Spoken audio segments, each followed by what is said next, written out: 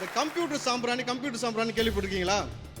அந்த கம்ப்யூட்டருக்கும் சாம்பிராணிக்கும் என்ன சம்பந்தம்? ஒண்ணுமே கிடையாது. அதே மாதிரி தான் இந்த திராவிட மாடல்னு ஒன்று இருக்கு. அதுக்கு இந்த சமூக நீதி நாங்கள் சமூக நீதிக்கும் திமுகவுக்கும் என்ன சம்பந்தம்? சமூக நீதியை தொடர்ச்சியாக சவப்பட்டியில் ஏற்றி கொண்டிருப்பது இவர்கள் தான். பெண்களுக்கு பாதுகாப்புன்னு சொல்லி உருட்ட வேண்டியது, பயங்கரமா உருட்ட வேண்டியது. தொடர்ச்சியாக இங்கே கஞ்சா பிடிபட்டு கொண்டே இருக்கிறது. மாசு சொல்றாரு 0% கஞ்சா, 0% கல்டிவேஷன். அப்ப இது வரைக்கும் பிடிபட்டதெல்லாம் கஞ்சாவா கருவேப்பிலையா சார்? இதுல குறிப்பா இன்னொரு விஷயம், நேத்து பிடிபட்டிருக்காங்க சென்னையில துறைப்பாக்கத்துல ஒரு பொண்ணு சரணியான்னு சொல்லி 1 கிலோ 200 கிராம் கஞ்சா வச்சு அவங்க மாசுவோடு இருக்கக்கூடிய புகைப்படம் இப்ப வெளியில வருது. அப்போ 0% கஞ்சான்னு சொன்னது உங்கள்கிட்ட இல்ல, எல்லாம் டிஸ்ட்ரிபியூட் பண்ணிட்டீங்கன்னு சொல்ல வரீங்களா? என்னன்றதை நீங்க சொல்லணும் முதல்ல, சரிங்களா? ஏன்னா கஞ்சாவை ஒழிப்போம், அபினை ஒழிப்போம், ஹெராயினை ஒழிப்போன்றது எங்கேயா ஒழிச்சு வச்சிங்கன்னா பின்னாடி ஒழிச்சு வச்சிருக்க வேண்டியது, தேவைப்படும் போது எடுத்து விற்க வேண்டியது. அப்படி ஒரு ஆள் தான் ஜாஃபர் சாதிக். அவரை தான் கூடயே வச்சிருந்து அவர் முதலமைச்சருக்கு ஒரு குச்சி ஒரு குல்ஃபின்னு இவருக்கு கொடுக்குறாரு, முதல்வருக்கு சின்னவருக்கும் கொடுக்குறாரு. அந்த நிதியை வாங்கி போறீங்க. உங்ககிட்ட காவல்துறை இருக்கு, உளவுத்துறை இருக்கு, எல்லாத்தையும் வச்சுக்கிட்டு உங்க கூட இருக்க ஒருத்தன் வந்து ஹெராயின், அதாவது மெத்து கடத்துறான் சர்வதேச நாடுகள் உங்களால் கண்டுபிடிக்க முடியல சார். ஒரே ஒரு விஷயம் தான் எனக்கு டவுட்டு, உங்கள்கிட்ட காவல்துறை இருக்கு, உளவுத்துறை இருக்கு, எவ்வளவு பெரிய அமைச்சர் பெருமக்கள் இருக்காங்க, ஐஏஎஸ் அதிகாரி இருக்காங்க, ஐபிஎஸ் இருக்கிறாங்க, ஒட்டுமொத்த சிஸ்டம் உங்க கையில் இருக்கும் பொழுது காசியப்பம் பாத்திர கடையிலிருந்து ஒருத்தன் கப்பு வாங்கிட்டு வந்தான் சார்.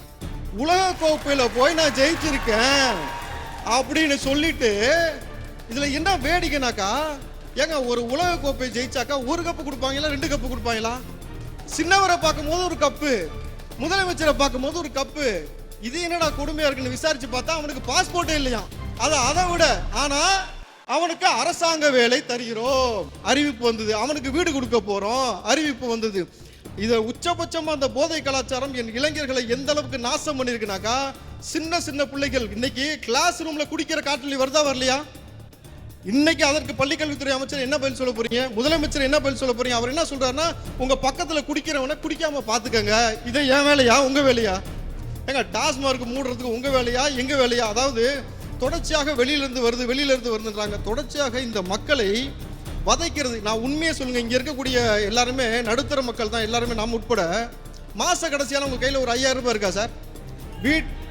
வீட்டு வரி, சொத்து வரி, பால் வரி, மின்சார கட்டணம், பேருந்து கட்டணம், இருக்கிற எல்லா கட்டணத்தையும் உயர்த்த வேண்டியது. இவர் கேட்டா வெளிநாட்டுக்கு போறாராம்.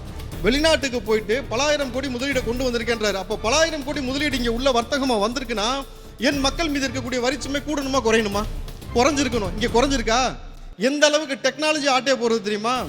200 கிராம் பால் இருக்கு இல்லையா, அதுல விலை வச்சாங்க அரசாங்கம் என்ன தெரியுமா? 10 ரூபா 50 காசு. நீங்க 10 ரூபா 50 காசு நீங்க செல்லுமா? யாராவது கொடுத்து வாங்க முடியுமா? அப்ப நம்ம எவ்வளவு 10 ரூபா கொடுத்தா வாங்குவாங்களா? அப்ப 11 ரூபாய் கொடுக்கணும். அப்போ ஒரு 50 காசு அரசாங்கத்துக்கும் இன்னொரு 50 காசு எங்க போகுது?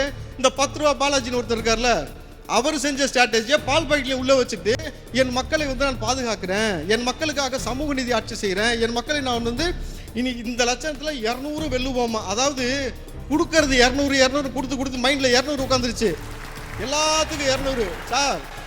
ஒரே ஒரு விஷயம் தான் சார், வழியா அந்த நாட்டை நீங்க ஆட்சி செஞ்சு கொண்டு இருக்கிறீங்கல்ல, உங்களால என் மக்களின் பேரன்பை ஏன் பெற முடியல?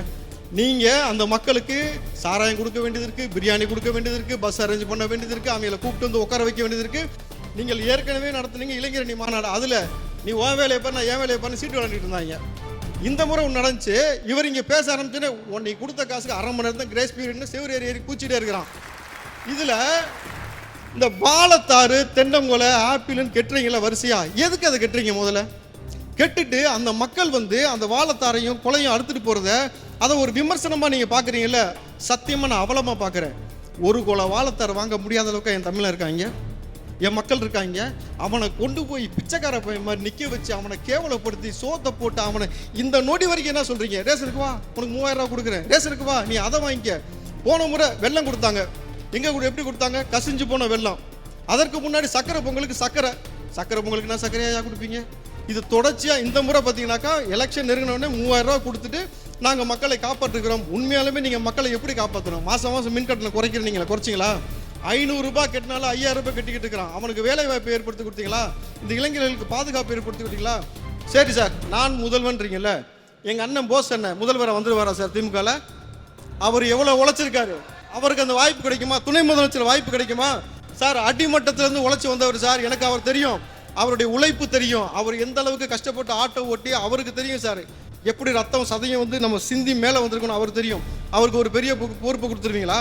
கொடுக்க முடியுமா? அதெல்லாம் சும்மா நீங்கள் வந்து எதுவுமே நமக்கு பொருந்தாத விஷயத்தை பேசிக்கிட்டு இந்த 12 மணி நேர வேலையை நம்மகிட்ட கேட்காம நம்மளை கொண்டு போய் அடமானம் வைக்கக்கூடிய வேலையை ஸ்டாலின் அவர்கள் பார்த்த பொழுது ஒட்டுமொத்த கட்சியும் எதிர்த்து கேள்வி கேட்டது போல இந்த சமூகத்தில் இருக்கக்கூடிய நடக்கக்கூடிய அவங்களை எதிர்த்து கேள்வி கேளுங்க.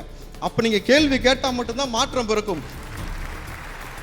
திராவிட முன்னேற்ற கழகம் ஆரம்பித்த பொழுது இங்கே எப்படி கூட்டம் கூடியிருக்கிறதோ, அதாவது தாவேகா தொண்டர்களை போல், அப்படித்தான் அன்னைக்கு திராவிட முன்னேற்ற கழகத்திற்கும் கூட்டம் கூடியது.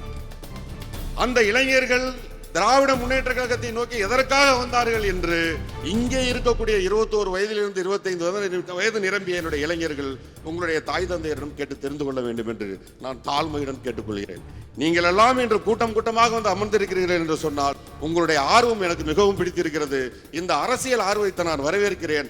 ஆனால் அரசியலுக்கு வந்த நீங்கள் தலைவினை பற்றியோ அல்லது அதற்கு முன்பு வந்த கழகங்களுடைய வரலாற்றை பற்றியோ குறைந்தபட்சம் இதை போல் பேசும் பொழுது சத்தம் போடாமல் கேட்டுக்கொள்ளுங்கள். அது உங்களுக்கு மிகவும் தேவைப்படும். நான் குறிப்பிட்ட நாட்களாக பார்த்து கொண்டிருக்கிறேன். மடிக்கணினில இந்த பக்கம் முத்தமிழறிஞர் கலைஞருடைய படமும் இந்த பக்கம் முதல்வருடைய படமும் போட்டிருக்கிறது. அதிலே ஒரு தாவேகா தொண்டர் தளபதி அவர்களுடைய, அதாவது உங்களுடைய தளபதி அண்ணன் விஜய் அவர்களுடைய படத்தை ஒட்டி பதிவு போட்டிருந்தார். மிகவும் சந்தோஷம். அதே போல் ஒருவர் அண்ணன் விஜயகாந்த் அவர்களுடைய படத்தை ஒட்டி பதிவு போட்டிருந்தார். மிகவும் சந்தோஷம். அதே போல் ஒருவர் புரட்சி தலைவி அம்மா ஜெயலலிதா அவருடைய படத்தை ஒட்டி படம் போட்டிருந்தார். அது அதை விட சந்தோஷம். ஆனால் கொடுக்கப்பட்ட அந்த கணினி என்பது அவர்கள் படிப்பதற்கும் அறிவு வளர்வதற்கும் கொடுக்கப்பட்டது. அதை வளர்த்துக் கொள்ளுங்கள் என்று நான் அறிவுரை கூறுகிறேன். அந்த மடிக்கணினியை வைத்து உங்களுடைய தலைவர்களை கொண்டாடுங்கள், நான் வேண்டாம் என்று சொல்லவில்லை.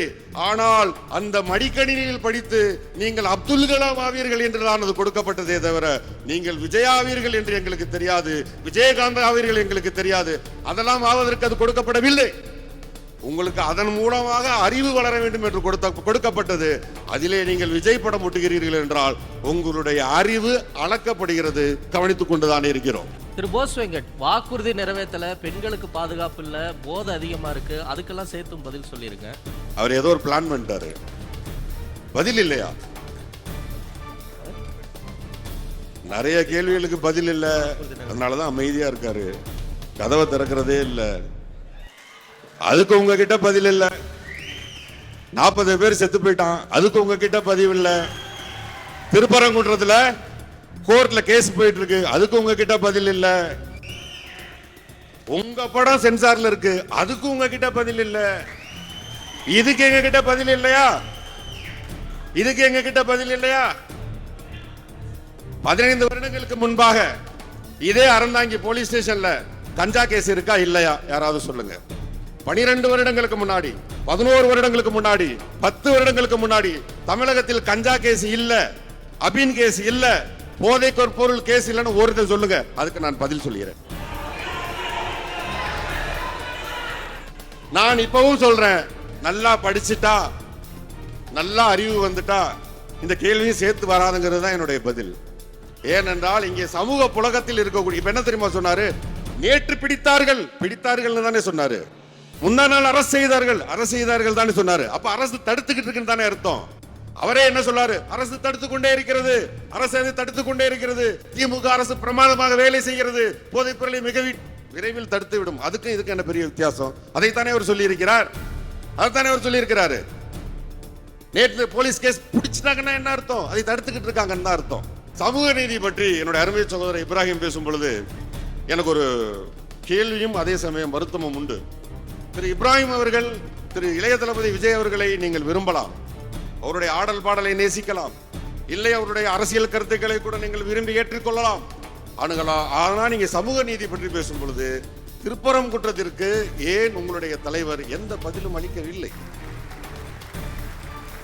நீங்க ஏதாவது ஒரு சூழலில் உங்களுடைய தலைவரை நாங்க தான் பார்க்க முடியல, பத்திரிகைக்காரன் தான் பார்க்க முடியல, நீங்க போய் சந்திச்சு, ஐயா அங்கே ஒரு தர்கா இருக்கிறது என்பதனால் இது பாரதிய ஜனதாவுடைய சூழ்ச்சி தான் இது, தலைவர் அவர்களே ஒரு அறிக்கை விடுங்கள் உங்களால் கேட்க முடியுமா? உங்களால் கேட்ப. ஆனால் நீங்கள் இந்த சமுதாயத்தில் நாம் எல்லாம் இன்று சமமாக உட்கார்ந்து இருக்கிறதுக்கு காரணமே இந்த சமூக நீதி தானே. அதுதானே இந்த திராவிட மாடல் அரசு. உங்களால் ஒரு கேள்வி கேட்க முடியாத உங்களுடைய தலைவரிடம். அப்படி கேட்க முடியாத நீங்கள் எப்படி ஒரு விதமான குற்றச்சாட்டை திராவிட முன்னேற்ற கழகத்தின் மேல் நீங்கள் வைப்பீர்கள்?